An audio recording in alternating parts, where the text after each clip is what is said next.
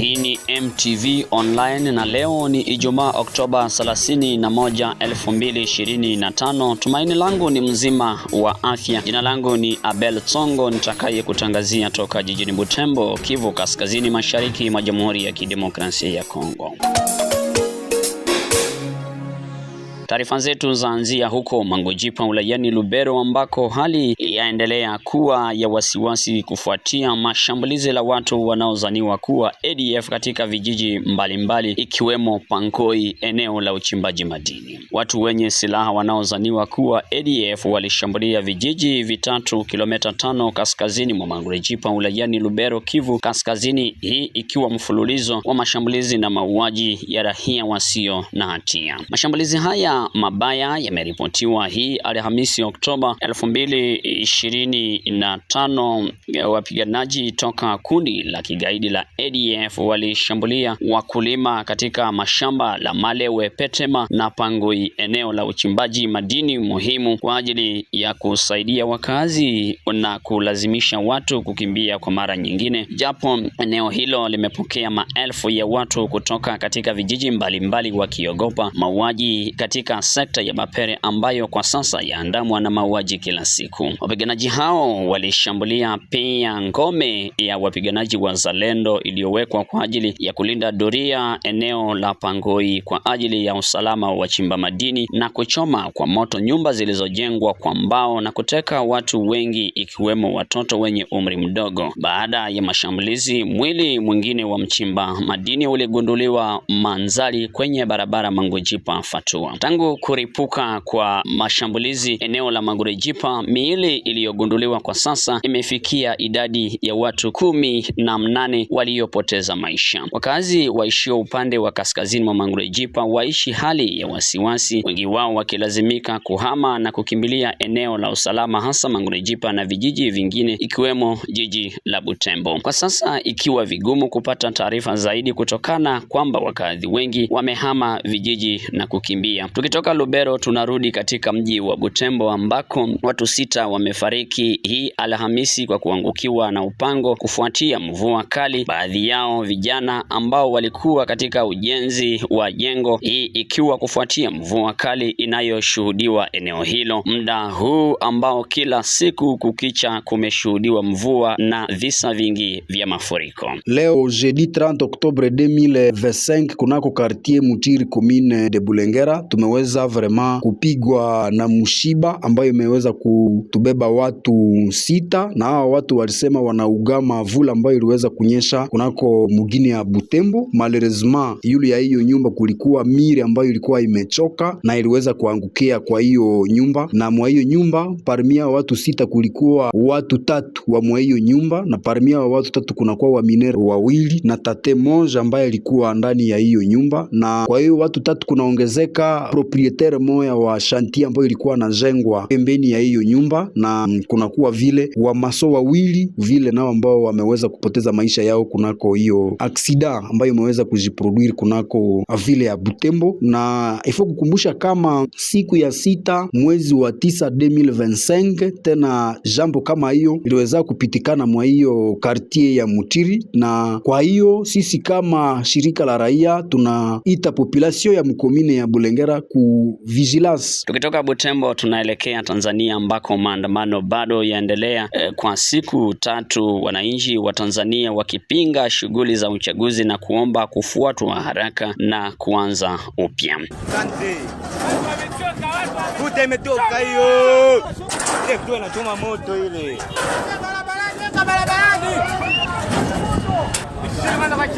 Bisheni kwa chini.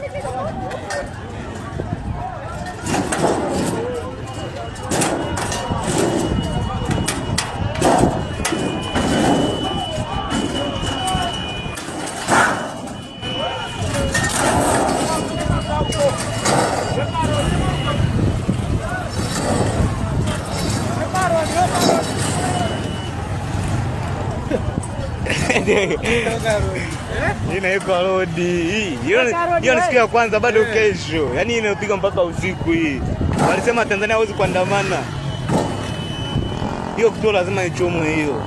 Jeshi la wananchi wa Tanzania la JWTZ lilionya waandamanaji. Jenerali Jacob John ni mkuu wa wanajeshi la Tanzania. Ndugu wananchi, itakumbukwa kuwa jana tarehe 29 Oktoba 2025 nchi yetu ilikuwa na zoezi la uchaguzi mkuu. Wakati zoezi hilo likiendelea, kulitokea vitendo vya kihalifu vilivyotekelezwa na baadhi ya watu wahalifu wasiolitakia mema taifa letu katika maeneo mbalimbali ya nchi. Vitendo hivyo vilihusisha uharibifu wa miundombinu ya umma, mali za umma na za watu binafsi. Vitendo hivyo ni uhalifu usiokubalika ambao lazima ukomeshwe mara moja. Jeshi la Ulinzi la Wananchi wa Tanzania kwa kushirikiana na vyombo vingine vya usalama vimedhibiti hali hiyo na vinaendelea kuimarisha hali ya usalama nchini. Ndugu wananchi, ikumbukwe kuwa nchi yetu inaongozwa kwa misingi ya sheria ambayo lazima izingatiwe na kuheshimiwa. Kutokana na hali hiyo, Jeshi la Ulinzi la Wananchi wa Tanzania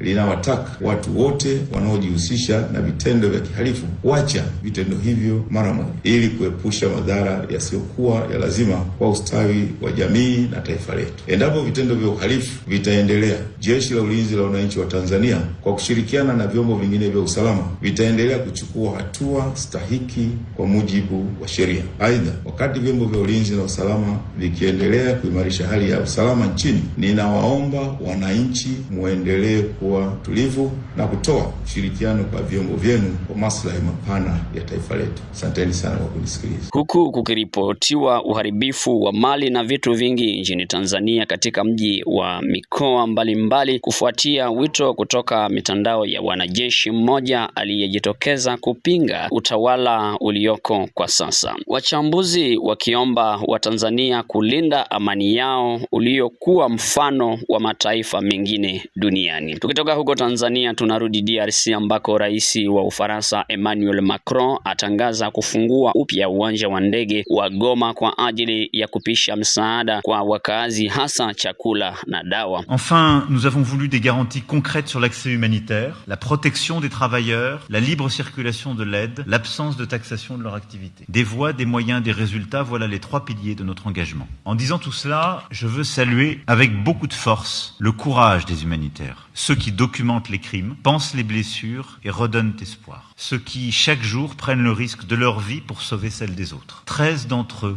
ont été tués depuis janvier. 13. Et en me félicitant de l'aide mobilisée aujourd'hui, je veux dire à leurs proches, à leurs équipes, notre reconnaissance et notre solidarité. Nous devons protéger ces femmes et ces hommes comme on protège un trésor d'humanité. C'est le droit international qui nous y oblige. C'est notre devoir moral et notre dignité qui nous y conduit. S'agissant de l'accès humanitaire, je veux aussi annoncer ici qu'à l'issue de nos échanges, et pardon de vous avoir fait un peu attendre, nous avons acté, devrait dans les prochaines semaines, à la réouverture de l'aéroport de Goma pour des vols humanitaires de jour, de petit gabarit, compte tenu des contraintes logistiques. Ces accès sont indispensables, ils seront faits dans le respect de la souveraineté congolaise, afin que les premiers vols humanitaires puissent reprendre sans délai, et ils seront également complétés par des corridors humanitaires et des accès humanitaires, par exemple aussi ceux venant depuis le Burundi.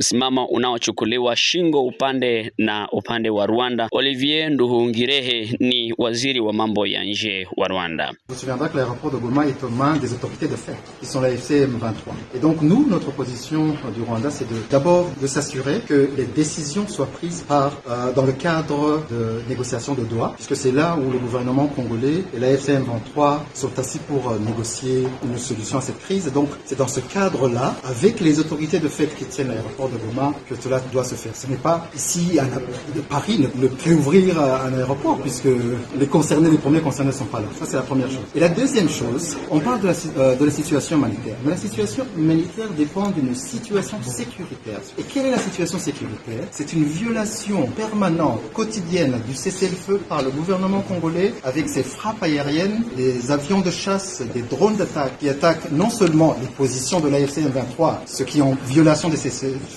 mais aussi les communautés des villages Banyamulenge dans le sud Kivu, ces Congolais Tutsis qui sont persécutés, et ceci est fait dans le cadre de la montée des discours de haine qui sont propagés par cette milice Wazalendo créée, soutenue et financée par le gouvernement congolais. Non, c'est pas qu'on n'y croit pas. Il faut d'abord procéder d'une façon ordonnée, puisque l'aéroport de Goma n'est pas un aéroport qui est en l'air. Rais wa DRC Felix Tshisekedi akiomba Ulaya na UN kushinikiza makubaliano na Umoja wa Mataifa UN wakilazimisha kulazimisha AFC M23 kuondoka eneo zote wanazodhibiti. Toute paix durable commence par la fin de l'occupation d'une partie du territoire congolais. Là-dessus, il ne peut y avoir ni double langage, ni compromis moral. En contrepartie, la République démocratique du Congo prend devant vous 3 engagements clairs. Premier engagement, reconstruire. Dès la fin des hostilités, nous lancerons un plan d'aide d'urgence pour la reconstruction du Nord Kivu et du Sud Kivu. Ce plan, que nous concevons comme un pacte national et international, intégrera dans une approche concertée, coordonnée et cohérente l'ensemble des programmes et projets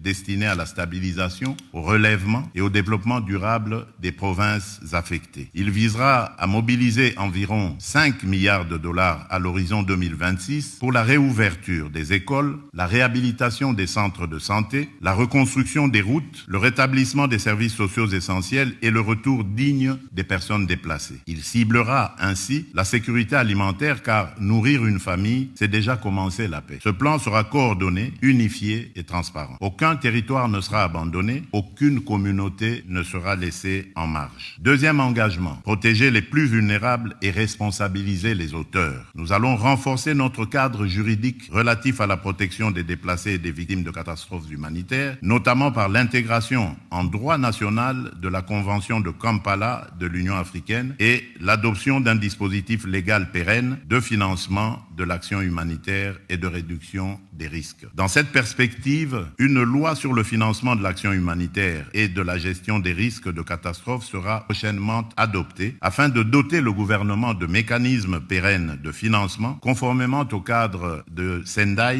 2015-2030 pour la réduction des risques de catastrophes et aux engagements pris lors du sommet humanitaire mondial d'Istanbul en 2016. Nous veillerons à ce que les survivantes de violences sexuelles soient reconnues comme victimes de guerre, accompagnées, soignées et réparées. Je tiens à rappeler que la redevabilité constitue une exigence fondamentale de la paix durable. Les administrations parallèles instaurées par l'AFC M23, les violations graves des droits humains et les atteintes aux civils ne resteront pas impunies. Des poursuites seront engagées dans le respect du droit international contre tous ceux qui se rendent coupables de crimes à l'encontre du peuple congolais. Troisième engagement, transformer la crise en levier de stabilité régionale. Nous ne venons pas seulement demander de l'aide humanitaire. Nous venons défendre une vision politique. La paix durable dans les Grands Lacs ne sera possible que si la région choisit l'intégration économique et la prospérité partagée plutôt que le pillage et la prédation. L'avenir de la région ne peut pas être fait de trafics transfrontaliers illégaux d'or, de coltan ou de cobalt,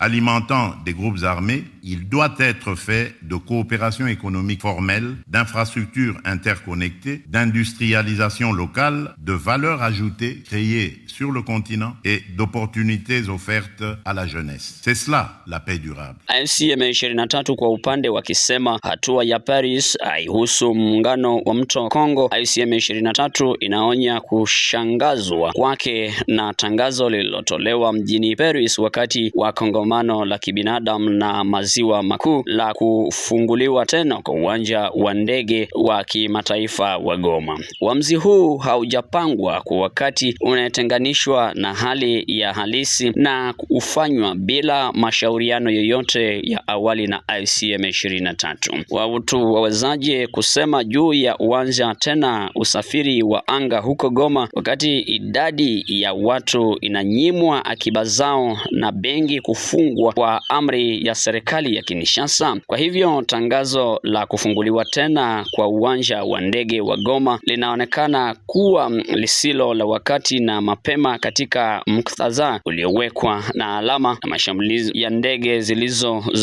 zisizo na rubani na utawala wa Kinshasa kwa malengo ya raia. Kufungwa kiolela kwa anga ya maeneo yaliyogombolewa ili kuwezesha operesheni za kijeshi dhidi ya raia. Katika maeneo yaliyogombolewa kuondolewa, raia wanaishi kwa usalama na heshima mbali na machafuko yanayoendezwa na Kinshasa. Ufaransa inapaswa kuchukua msimamo wa haki na usawa. Haipaswi kuwatia moyo wale wanaotumia mateso ya kibinadamu kwa manufaa ya kisiasa au kifedha, lakini badala yake iunge mkono utafutaji wa suluhu ambazo zitaweza kuleta amani kwa watu wa eneo hilo. Msikilizaji na mtazamaji wa MTV1 Online, ni hayo kwa siku ya leo. Asante kuwa ulitoa muda wako kuungana nasi tangu mwanzo hadi mwisho. Kwa niaba ya mwandaaji wa matangazo haya Oster Malivika, mimi ni Abel Tsongo niliyekutangazia kwa siku ya leo. Asante na karibu tena, uwe na siku njema.